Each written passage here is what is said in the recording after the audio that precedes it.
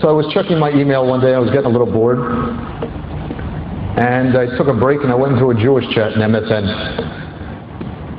And I'm in there with all the Jews, and it was actually an Israeli chat, it was called, quote unquote. Guy comes in, he says, male 23, United Arab Emirates Muslim, who wants to chat?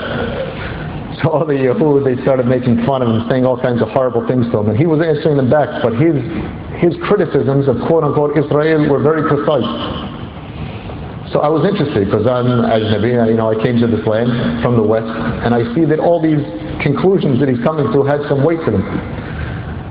So I whispered him in a private chat, and this led to about 2 years of him teaching me and quizzing me, mostly about Tawheed al-Elohiyya. It seemed strange to me as I spoke to this guy. This guy is a goy, he's a Gentile. But wallahi, he knew where God was, where God wasn't. He knew Allah better than any Jew that I ever met. If you ask the Jews, where's Allah? They tell you everywhere. They have no idea, in kul makan. I finally saw a man that wasn't Jewish, but this guy is better than me and better than all that I knew. One day, I really liked this guy. He had a big impression on me. And he told me one day, Yusuf, do me a favor, send me your picture in an email. And I said, well, what do you want my picture for? He said, because when I come to Palestine, I want to know whose head I'm not going to chop off. And then he just signed off. SubhanAllah. So I started to think about this. Wow, man, this was way before the current trend of head chopping. So I started thinking about it. Wow, that was really killer. And it had an impact on me. Now Islam was strongly in my mind, and at this point, all the problems that the brother was giving me about Judaism that I started to learn.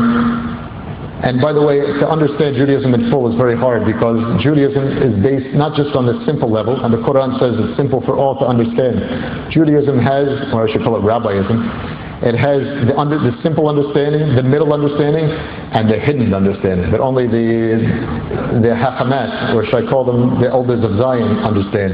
And they always leave this back door open, so you can never really debate them, because each one has a different opinion on everything that you mention to them. So I discussed about the corrupted Torah today and the evil Talmud. And I spoke to this rabbi. He used to ride. I used to live near Gaza in Netivot. I used to drive to El Quds every day to work. There was some rabbi with me. He was a crazy American guy, but he had the element of the deen of the Yahud. Everything that I told him, he said, yes, that's correct. Everything correct, 100%. So I said, listen, Rabbi, you're telling me all this? Yeah, this is correct. I said, so I want you to do me a favor. I want you to meet his brother in Emirates. I want you to talk to him. He said, I will not. I said, why not? He said, everything you said is correct, but if you think that I'm going to tell a goy that Judaism is incorrect, I won't do it. So, subhanAllah, this is what the Quran tells us. This is what we learn from the Sunnah, and this is what they are today. This was a man of their knowledge. Anyway, another incident. One day I was in Jerusalem, and I saw a rabbi. And this rabbi, I always wanted to speak to him. Even when I was in Brooklyn, he used to live near my community.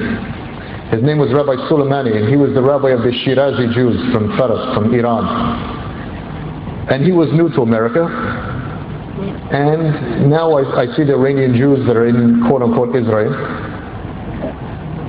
So I asked him, I went over to him, I said, Rabbi, can I ask you a question? He said, yes. I said, where is it better for a Jew to be a religious Jew, an Orthodox Jew?